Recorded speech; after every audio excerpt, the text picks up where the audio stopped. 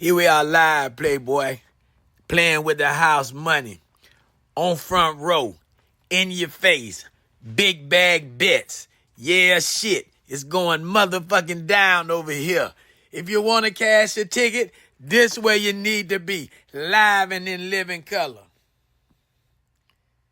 Fun Friday football, and away we go. Hey, I am so glad that you could make it. Nice meeting you here. Here is where you will get your college football best bets. Not only that, all sports year round. Are you not entertained? Are you not entertained? Isn't that why you're here?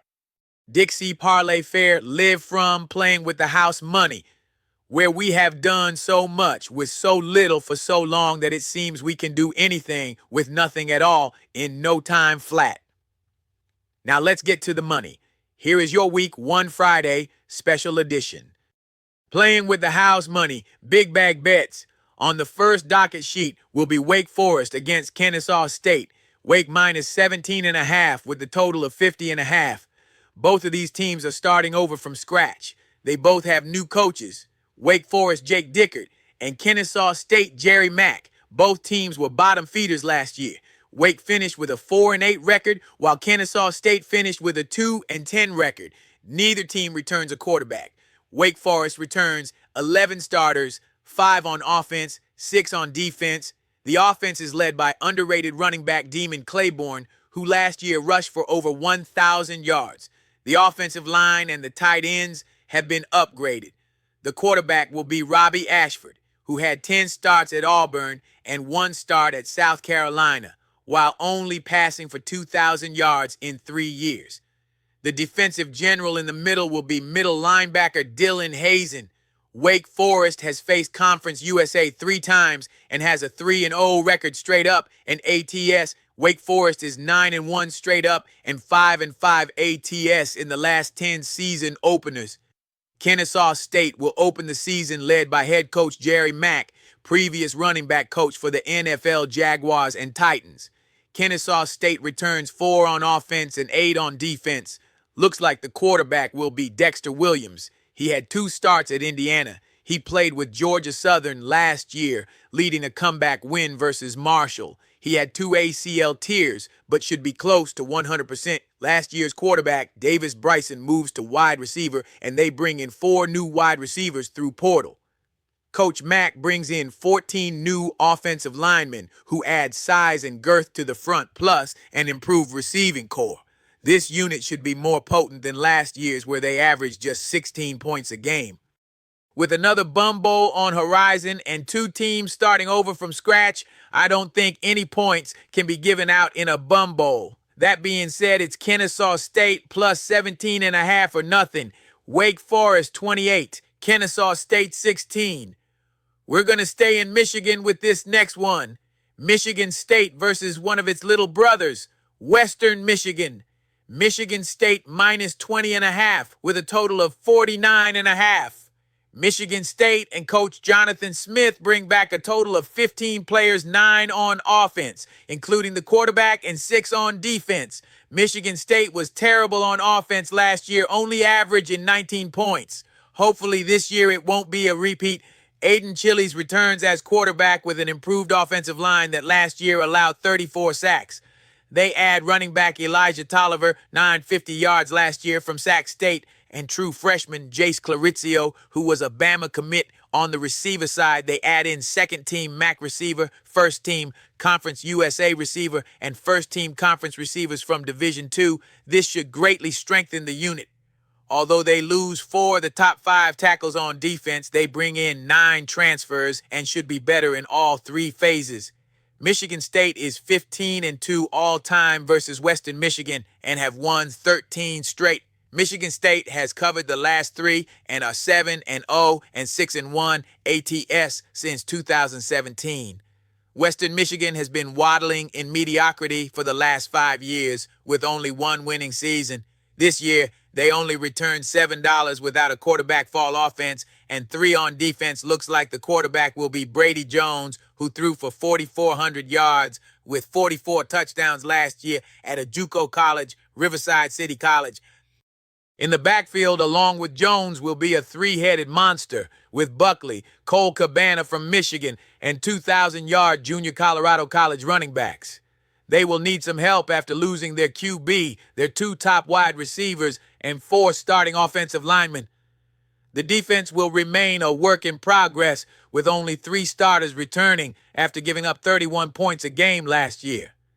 It looks like more of the same. This game is not that attractive to me, but I will tag it. Michigan State 35, Western Michigan 13.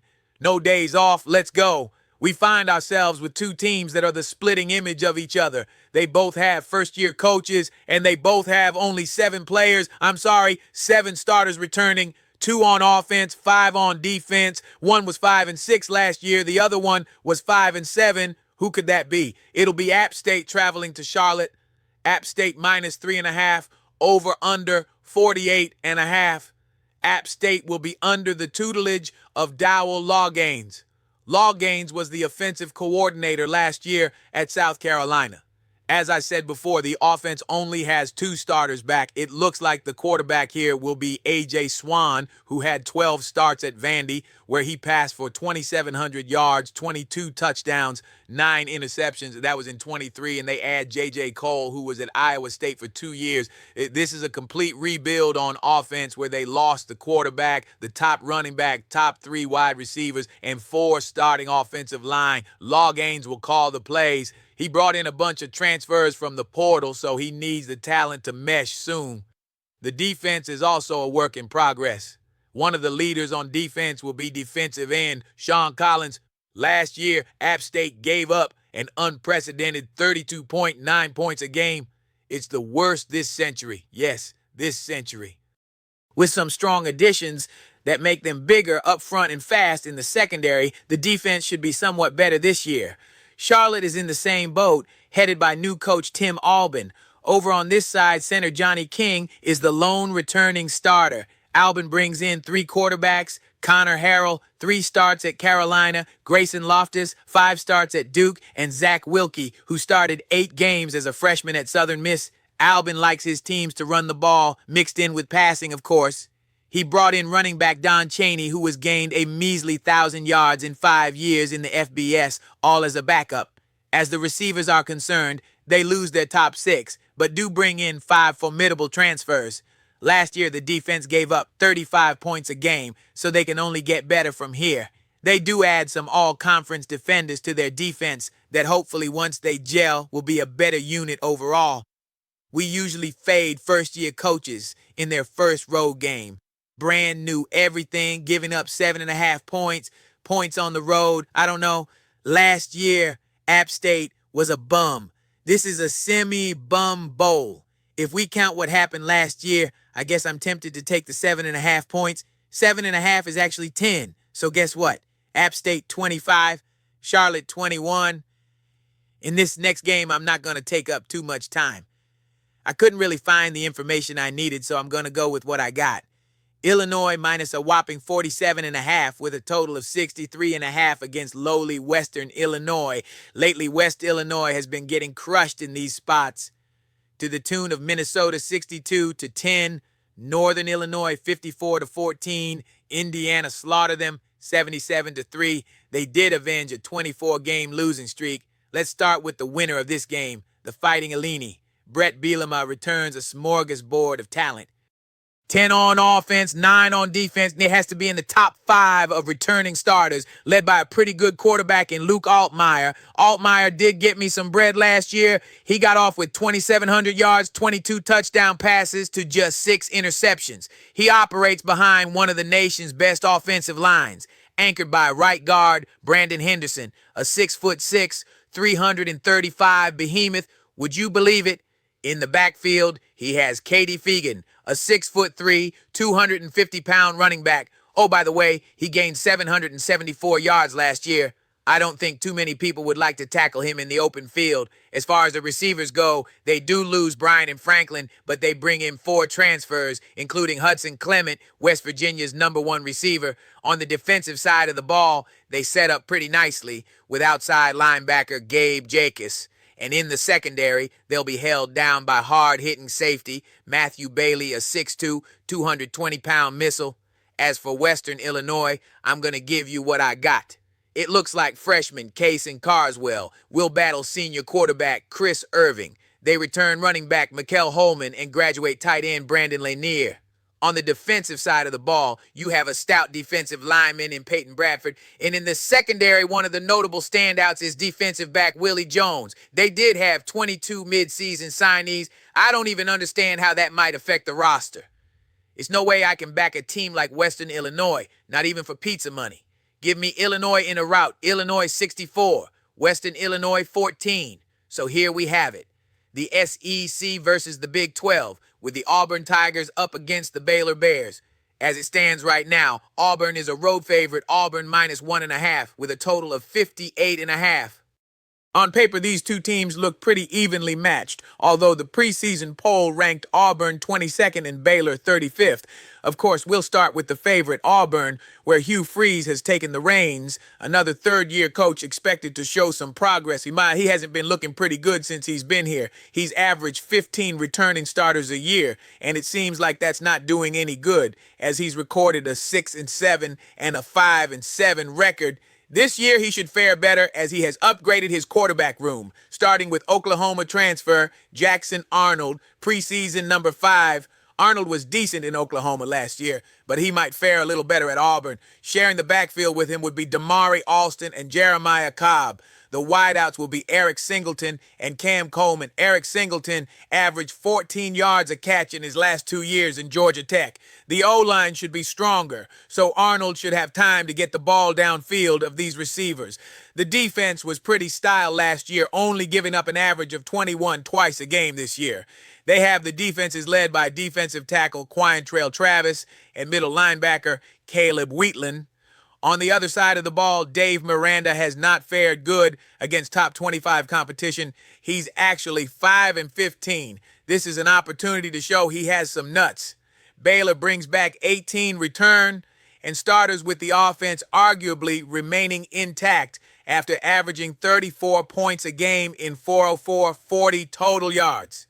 Led by a pretty good quarterback in Sawyer Robertson, who last year passed for 3,000 yards, 28 touchdowns, at 6 interceptions.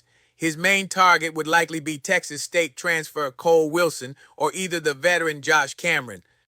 The defense has 8 returning starters who didn't really fare too good last year, giving up an average of 26 points a game, but they had some stretches where they surrendered 35 points a game. This year, the front 7 should come around, and the strengths are the nose tackle, rush end, and linebacker. Auburn has won 8th straight season openers, although this will be the first time in a while since they opened with a Power 4 road game. With that being said, based on the talent levels at both schools, I'm going to have to side with the SEC in this one, and I'm going to look for a Auburn victory. Auburn 31, Baylor 24. Now let's get to a game that a lot of people are talking about, which pits, of course, controversial football icon Deion Sanders and the Colorado Buffaloes against the Yellow Jackets of Georgia Tech. Georgia Tech -4.5 with a total of 51.5. Georgia Tech finds itself in the rare position as a road favorite, although on paper it seems to me that these teams are somewhat evenly matched. Georgia Tech brings back 14 starters, 7 offense and 7 on defense.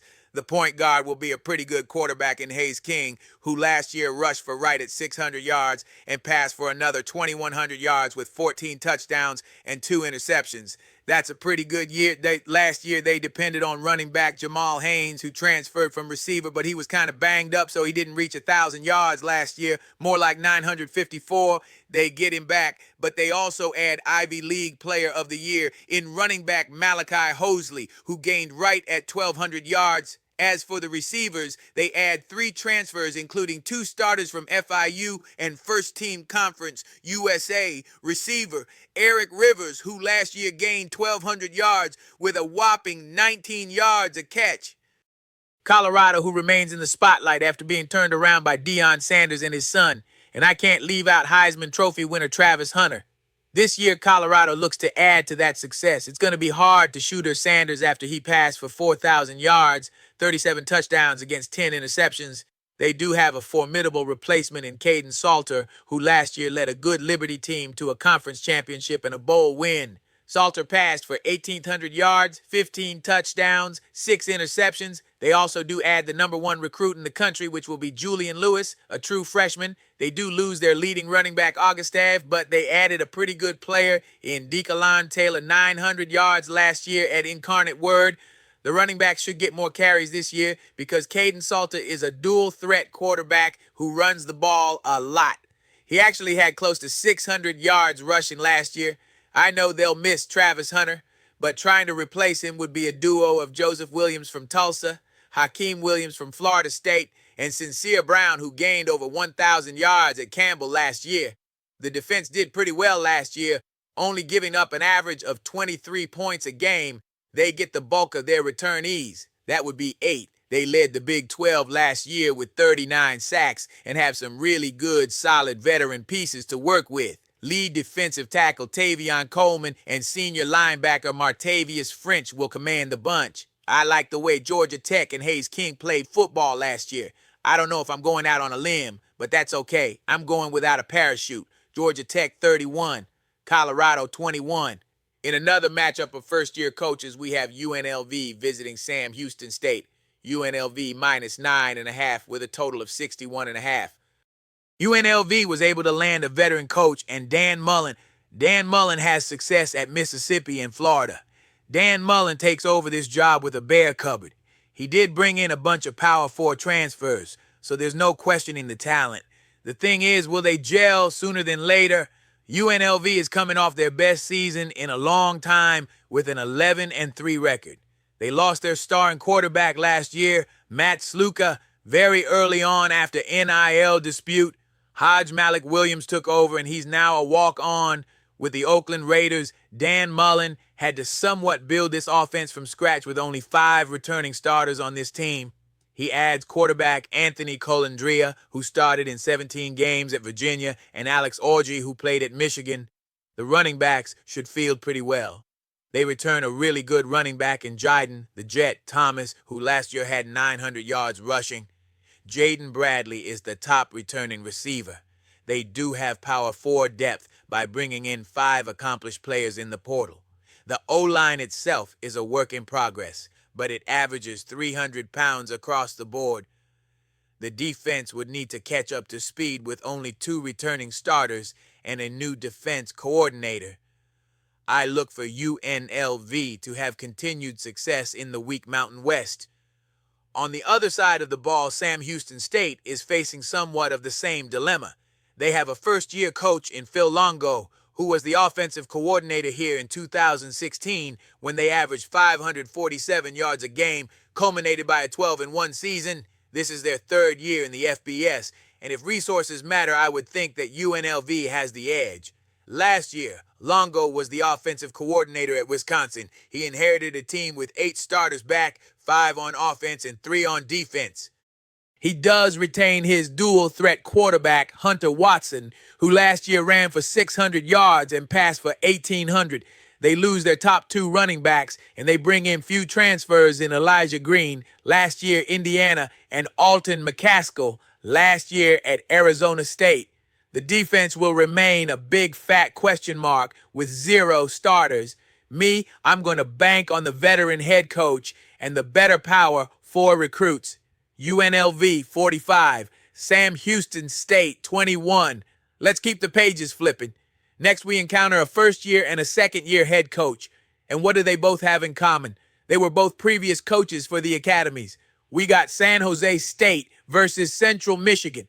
San Jose State minus 12 with a total of 51. Ken Niumatalolo was Navy's coach from 2008 to 2022. And Matt Drinkall, I don't know if that means you shouldn't hand him the bottle because he'll drink it all, but whatever. Drinkall was the offensive line coach at Army. Last year, he produced a Joe Moore Award-winning O-line. San Jose State finished last year 7-6, and they returned 12 starters, 6 on offense, 6 on defense. The quarterback returns in Walker Eggett, a senior who took the job last year from Emmett Brown. Sharing the backfield will be Lamar Radcliffe, who got a late start last year and gained 772 yards playing just 7 games. He should be one of the Mountain West best running backs this year.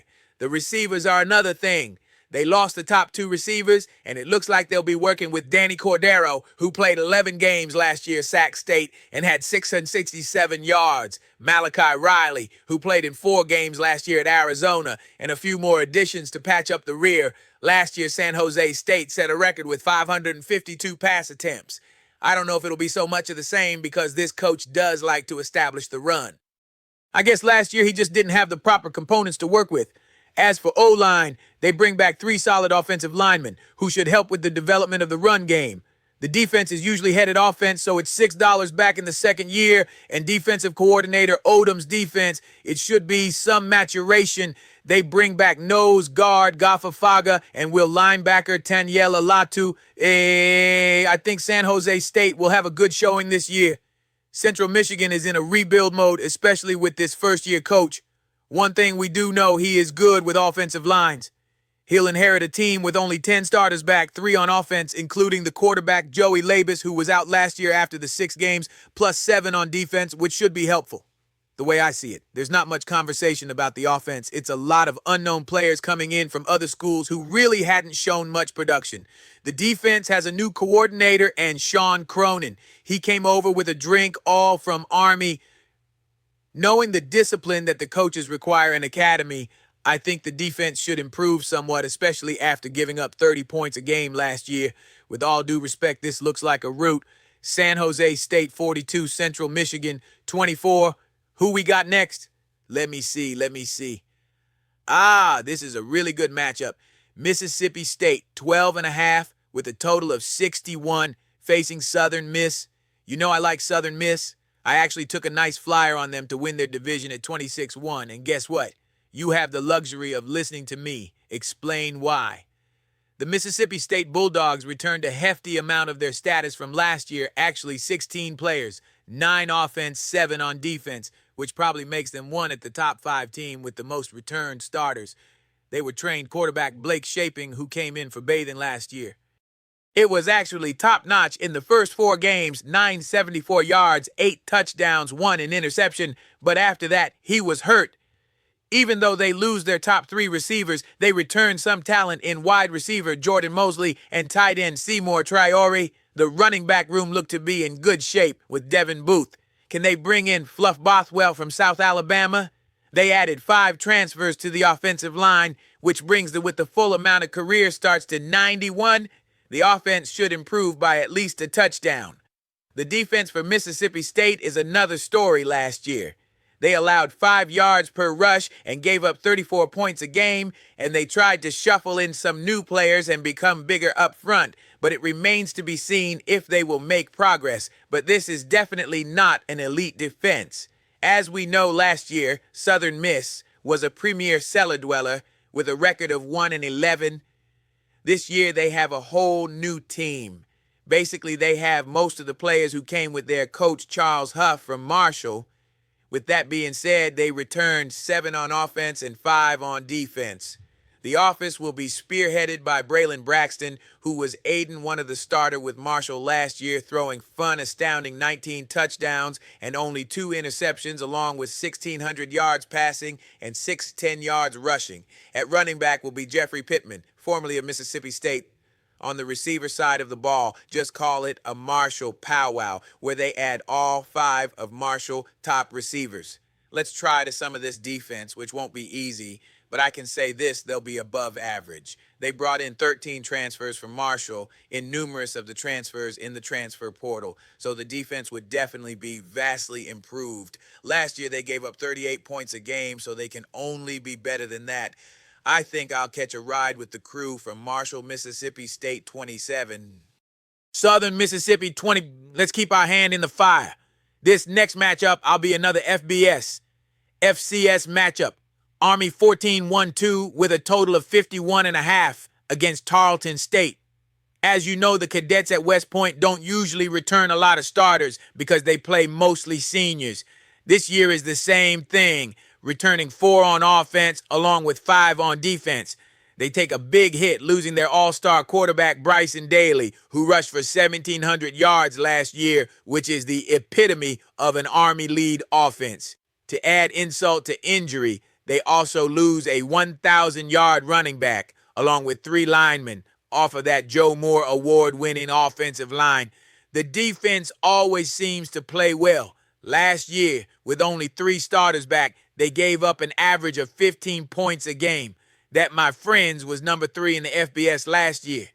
On the other side of the ball, Tarleton State had a 10-4 record season last. They returned senior quarterback Victor Gablis. They do lose their top running back, but they counted that by bringing in Tylen Hines. The end of the season ranked number 10 because overall they returned the majority of the team with some nice additions to the portal. But not only that, they returned 11 of the top 12 tackles on defense. Despite all that, I don't think they have a good chance against Army. So as usual, I'm going to take the FBS team, but not as high scoring as I think.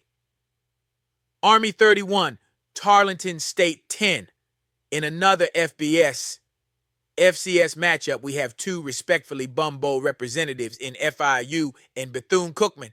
Although I do like my black colleges, it is what it is. Fuck what I want it to be. FIU minus 30.5 with a total of 54.5.